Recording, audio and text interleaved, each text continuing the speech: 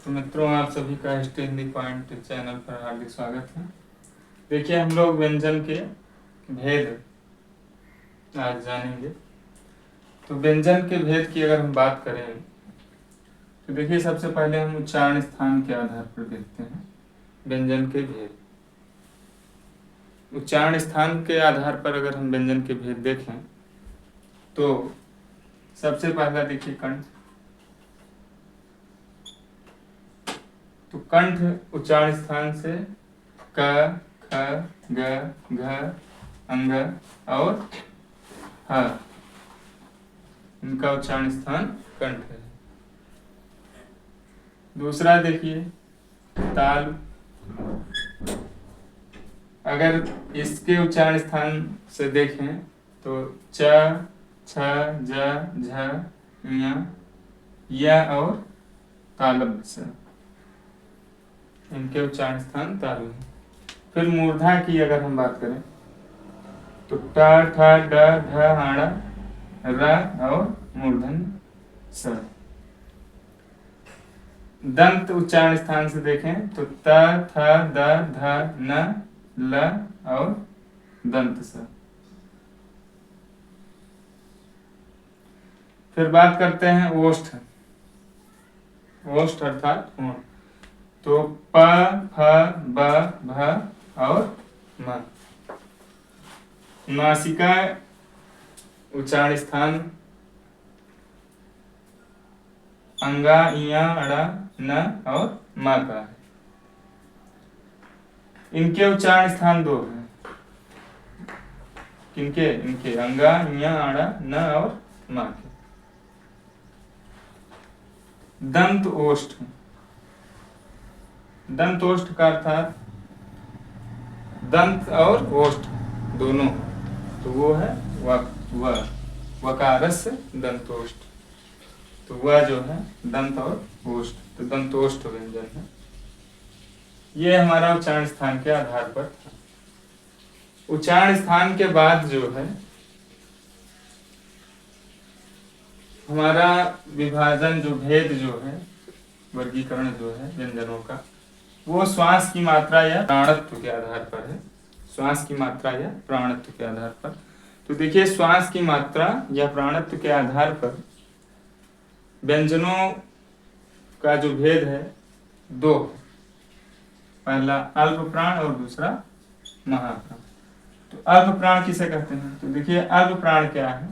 वे व्यंजन जिनका उच्चारण करते समय श्वास की मात्रा कम लगती है या प्राणवायु कम लगती है, वे व्यंजन अल्प प्राण व्यंजन।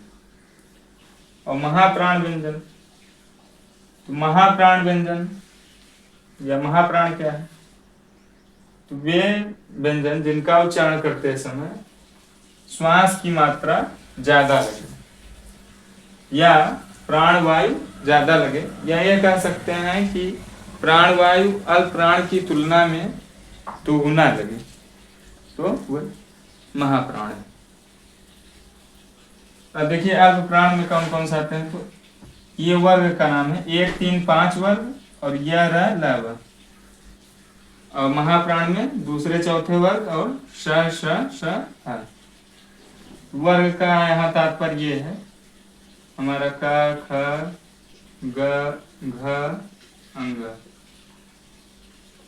फिर हमारा आता है च, छ, ज, झ, ञ। फिर आता है ट, ठ, ड, ढ, आड़ा।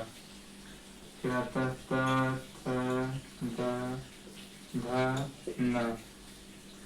फिर है प, फ, ब, भ और म। तो ये देखिए,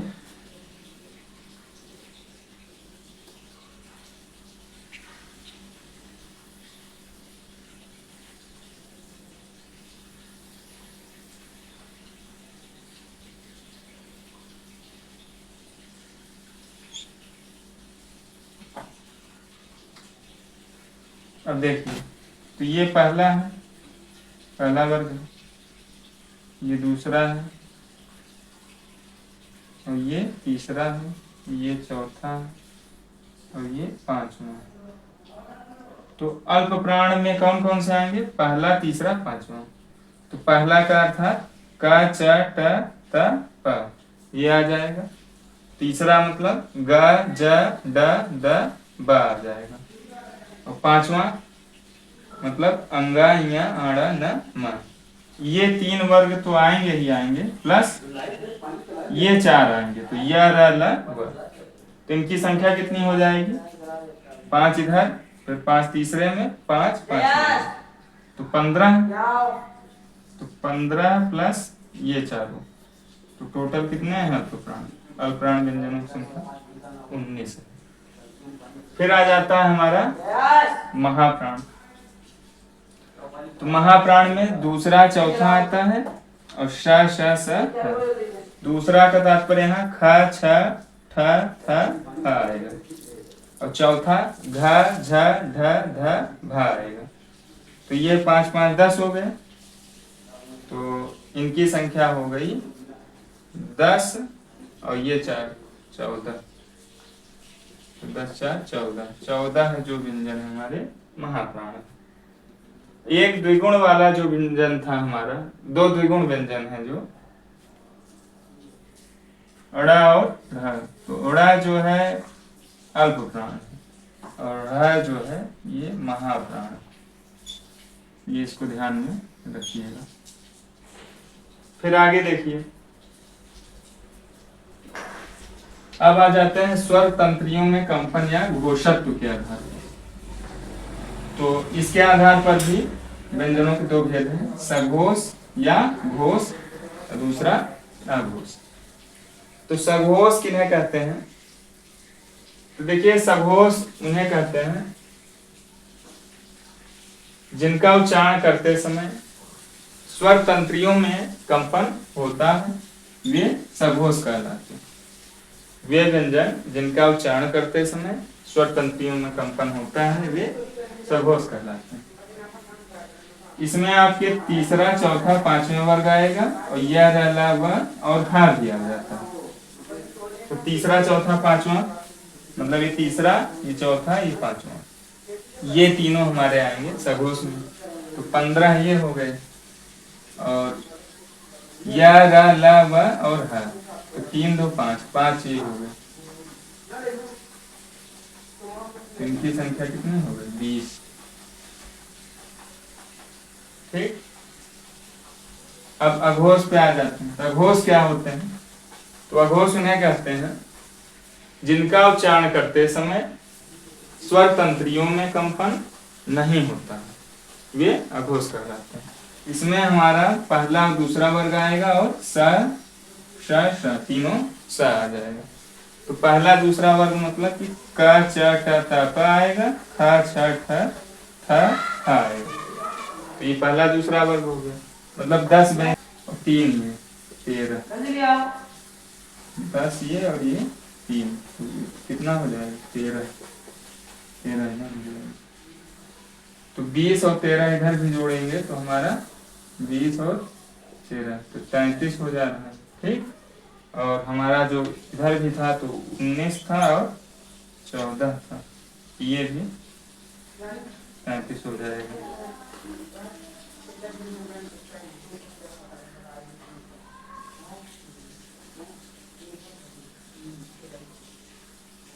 ठीक।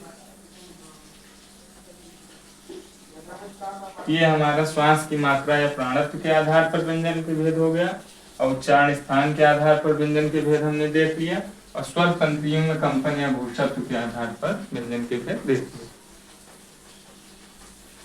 यहाँ हम लोग व्यंजन के भेद पढ़ रहे हैं, और व्यंजन के भेद में प्राणत्व के आधार पर व्यंजन 2 प्रकार का देखा, अल्प प्राण और महाप्राण। तो दूसरा महाप्राण, पहला अल्प प्राण। और प्राणत्व के आधार पर प्राण और महाप्राण, और घोषत्व के आधार पर सघोष या घोष और दूसरा अघोष। इन सब को एक चार्ट में हम करके इसको समझेंगे थोड़ा सा। तो देखिए ये हमारे कौन है, 25 वर्गीय या स्पर्शी व्यंजन। 25 हमारे वर्गीय या स्पर्शी व्यंजन का से लेकर मा तक, इनको हम बांट लिए। देखिए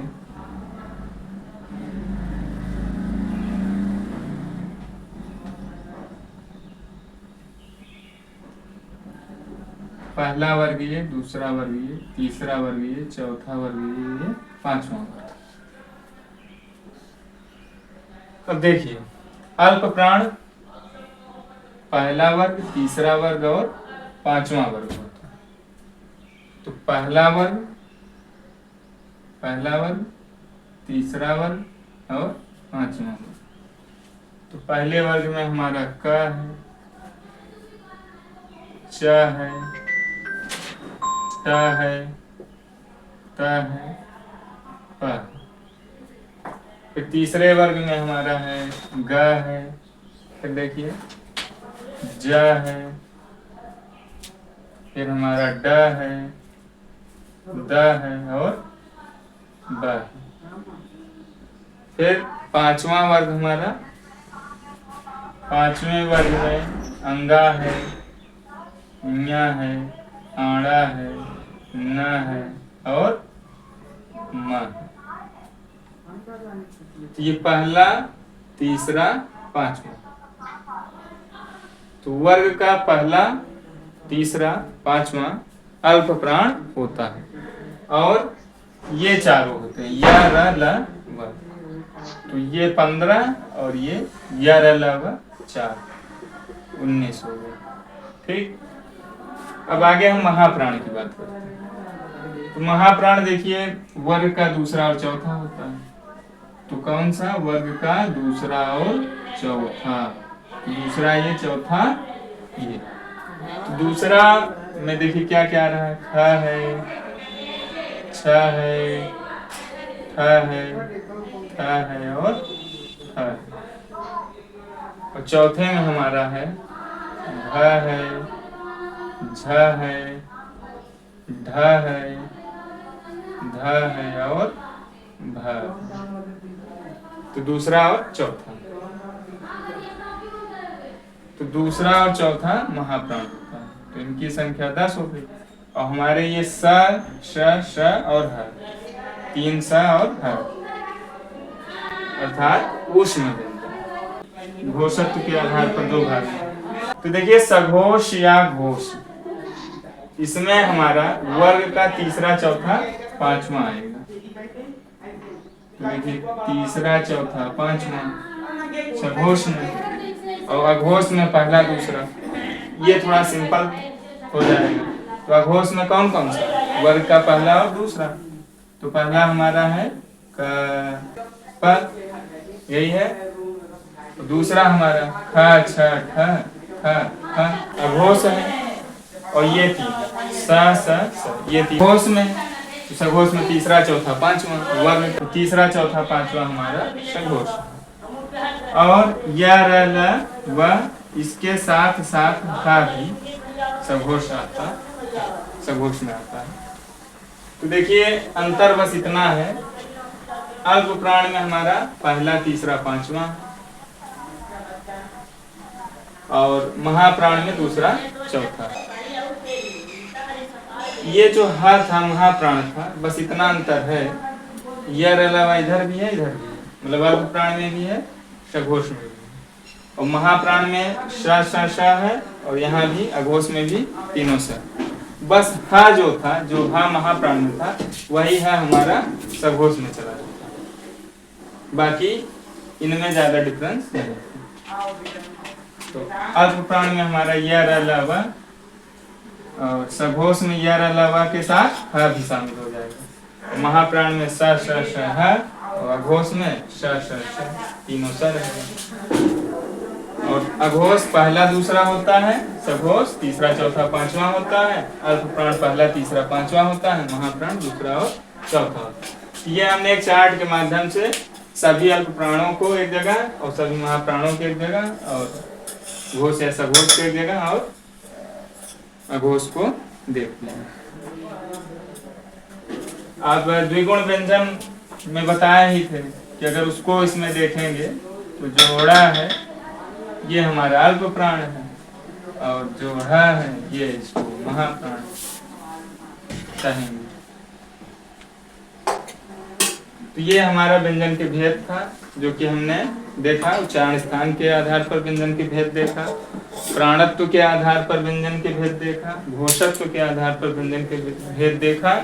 अब हमारा अगला टॉपिक संधि होगा जो कि नेक्स्ट वीडियो में आपको हम फिर मिलेंगे। आप सभी को बाय।